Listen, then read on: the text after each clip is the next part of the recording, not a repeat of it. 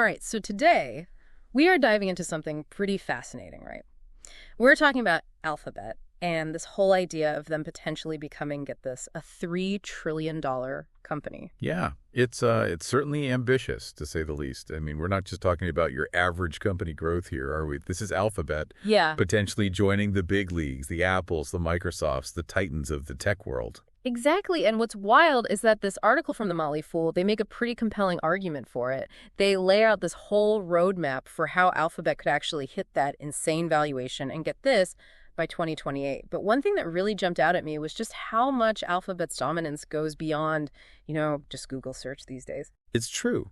You know, it's easy to forget that Google search is only one part of this massive, sprawling empire they've built. But let's not kid ourselves that one part is still a behemoth. I mean, we're talking about a company that controls almost 90% of the global search market. Just let that sink in for a second. When was the last time you used a search engine that wasn't Google? I mean, really. Mm-hmm. And naturally, that dominance spills over into digital advertising. They've got this incredible lead, capturing almost double the market share of Meta, which, as we all know, used to be Facebook. Yeah, it's that old saying, right? If you're not paying for the product, you are the product. They've got our attention on lockdown, and naturally, advertisers, they're lining up to get a piece of that. But it sounds like Alphabet isn't content with just ruling the search and advertising kingdoms. Oh, absolutely not. The article really hammered home their impressive growth in cloud computing. They very strategically positioned themselves as a major player in this, rapidly expanding market. They're right up there among the top 3 cloud providers globally. Okay, so we've got dominance in search and advertising, a booming cloud business. It's like they're checking all the boxes. But then there's this other piece of the puzzle that keeps popping up, and that's AI. What role does AI actually play in all of this? AI. It's crucial here, really crucial. And this is where all those years Alphabet has spent perfecting their search algorithms, well, it's given them a massive edge. Think about the sheer volume of data that Google processes every single day, right? Now combine that with their algorithmic prowess, and you've got the perfect breeding ground for groundbreaking AI. It's like they've been quietly building this AI arsenal in the background all these years, almost like a side effect of, just making search perfect. But how are they actually, and I'm trying to think of the right word here, weaponizing, no, that's not quite right, leveraging. How are they leveraging all this AI expertise to actually drive growth? Well, a perfect example is their AI product, Gemini. This thing is generating a lot of buzz, especially in the cloud computing space. It shows that they're not just developing AI for the sake of it, they're turning it into a real, tangible driver of business growth. Right, so we've got the dominance, the cloud, the AI. It's painting a pretty optimistic picture for Alphabet so far. But let's get down to brass tacks here. What does the article say needs to happen for Alphabet to actually hit that $3 trillion valuation? Give me the hard numbers. Well, it all comes down to maintaining significant revenue growth. And the article, they throw out some pretty eye-popping figures. We're talking about Alphabet reaching something like $510 billion in annual revenue. Yeah. Now, this is assuming, of course, that their price-to-sales ratio, how much investors are willing to pay for each dollar of sales, stays roughly the same. 510 billion with a B. Wow, that's a whole lot of zeros. But is that kind of growth even realistic? I mean, what kind of track record does Alphabet have when it comes to this kind of expansion? That is the million-dollar question, isn't it? But if you actually look at Alphabet's past performance, it becomes clear that they've got a knack for, defying expectations. Over the past decade, get this, they've achieved a staggering 368% increase in annual revenue. 368%. I'm speechless. That's not just good. That's practically unheard of. It is impressive. And it makes you wonder if maybe, just maybe, those Wall Street projections of 11% annual growth over the next 5 years, they might be a tad conservative, wouldn't you say? So the potential for, let's call it what it is, explosive growth, it's there. But we've all seen companies skyrocket, only to come crashing down to earth. What does the article say about the current market conditions and how they might impact Alphabet's trajectory? Smooth sailing or choppy waters ahead? Well, the article does point to, a rebounding economy and rising consumer confidence as positive indicators for sure. Which makes sense, right? When people feel good about the economy, they tend to spend a little more freely. That means more ad revenue for companies like Alphabet. It's all connected. Precisely. But, and there's always a but, isn't there? It's not all sunshine and roses. The article also brings up a pretty significant challenge that could really throw a wrench in Alphabet's plans. The whole antitrust case against Google. Yes, the elephant in the room. Knew we couldn't go too long without mentioning that. So, for our listeners who might not be totally up to date on this whole saga, what's the deal with this case? What are people actually accusing Google of doing? Okay, so basically, the U.S. Justice Department, they're claiming that Google has been using, let's just say, less than savory tactics to maintain its grip on the search market. Right, right. Their argument boils down to this. Google's gotten too big, too powerful, and they're using that power to, well, squash the competition. Okay, so it's the classic too big to fail argument, but this time it's more like too big to compete fairly. Exactly. But this isn't just like speculation, right? Well, I mean, where do things actually stand with this case right now? So, yeah, this case, it's been dragging on for a while, and the court has already said, officially, that Google did violate antitrust law. Okay. So the real question now is, what happens because of that? What are the consequences? Right. The Justice Department's figuring out what they want to recommend to, fix these violations. But ultimately, it's the judge who have the final say. So a lot up in the air right now.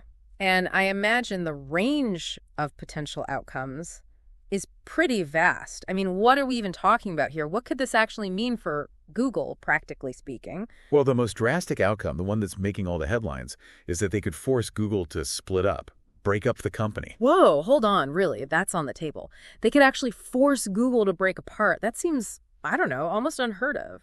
It's definitely a possibility, although it's worth noting that this kind of breakup, it hasn't happened in the tech world for decades, really.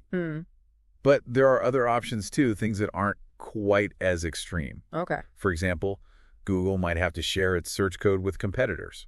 Interesting. Or they might be banned from paying to be the default search engine on certain devices, things like that. Okay, so a whole spectrum of possibilities. Everything from a massive earthquake in the tech world to more like targeted aftershocks. What's the article's take on all this? I mean, how worried should we be about these antitrust issues? Is this a potential death blow for Alphabet, or do they seem likely to survive all of this? It's interesting. The article doesn't seem to be hitting the panic button just yet. Actually, it presents a bit of a contrarian view. It argues that even if Alphabet were to be broken up, and I want to be clear here, they're not saying this is definitely going to happen, it might not actually hurt the company's overall value. Wait, really? That feels counterintuitive. How could breaking apart a company possibly make it more valuable? Well, the idea is that a breakup could unlock what they call hidden shareholder value. It's kind of like taking a huge, valuable piece of property and dividing it into smaller, more specialized lots. Right. Sometimes the sum of the parts ends up being worth more than the whole thing together, at least from an investor standpoint. Huh. Interesting. So you're saying that spinning off different parts of the Alphabet empire could actually make those individual parts more valuable in the long run. It's kind of like that old saying, don't put all your eggs in one basket, but applied to, massive tech companies. Precisely. Having said that, the article does admit that Wall Street, they don't love uncertainty. And this whole case, it's definitely stirring things up. That makes sense. Uncertainty makes it hard to predict earnings, and predictability, well, that's what investors really, really want. But speaking of uncertainty, there is another layer to this whole thing that we haven't even touched on yet. The ethical side of AI. Google has been pretty vocal about the potential risks of AI, haven't they? They have. In fact, Sundar Pichai, Google's CEO, he actually came right out and said that AI needs to be regulated, which is a pretty bold statement, at least publicly. They seem to be in favor of being careful, taking a responsible approach to how AI is developed. Which you could argue is just smart business, right? Nobody wins if AI goes rogue and decides to, take over the world. But in all seriousness, it does seem like Alphabet is trying to position themselves as a leader in, ethical AI, which could be a really strategic move in the long run. Absolutely. Building trust, both with the public and with regulators, that's going to be key as AI becomes a bigger and bigger part of our lives. And, that whole AI taking over the world scenario, as much as we can joke about it, it does highlight a bigger point that the article kind of skirts around. No one really knows what the future holds for tech and where Alphabet fits into all of it. Absolutely. And that's what makes this whole discussion so fascinating, right? We've got these knowns, market dominance, expertise in AI, the economy's recovering. But then you have these big question marks hanging over everything. The antitrust case, the ethical implications of AI. These are huge unknowns that could have a massive impact on where Alphabet goes from here. It's like we're trying to predict where this rocket ship is going to land while it's still, blasting off into space. Yeah, that's a good way to put it. There are just so many moving parts right now. I don't know, it's like a fascinating case study in just how unpredictable the tech world can be. Totally. So we've covered a lot of ground here. Alphabet's total dominance, their AI advantage, those potential speed bumps from the antitrust case, and even the ethical questions around AI. Where do we even begin to land this metaphorical rocket ship? After all that, could Alphabet actually hit that $3 trillion mark? Well, if you look at everything we've talked about today, I think you could definitely say it's possible. I mean, they've got this track record of blowing past expectations, this knack for innovation, and they're not exactly lacking in ambition, are they? Right. But, and this is a big but, a lot can happen between now and 2028. That's the name of the game with tech, right? Things change fast. What seems like a sure thing today could be, well, ancient history tomorrow. Exactly. The antitrust case, that could completely change the game. The global economy, who knows what can happen there. And then there's always the possibility of some brand new technology popping up out of nowhere. Any one of these things could completely change Alphabet's trajectory. It's a good reminder that even for a company as powerful as Alphabet, there are no guarantees in this business. It's a high-stakes game, and the stakes just seem to keep getting higher. Couldn't have said it better myself. Yeah. And I think that's what makes this whole deep dive so interesting to me. We're not just crunching numbers and, making predictions here. We're trying to understand these really complex forces that are shaping the future of one of the most influential companies on the planet. Well said. It's been an amazing deep dive into Alphabet, that's for sure. But before we wrap things up, I always like to leave our listeners with a little something extra to think about. So tell me, what's your final, most thought-provoking takeaway from all of this? What should our listeners really be mulling over as they go about their day? That's a great question. You know what I really think about it? The thing that stands out the most is just the sheer scale of what Alphabet is trying to do here. We're not just talking about, making a lot of money.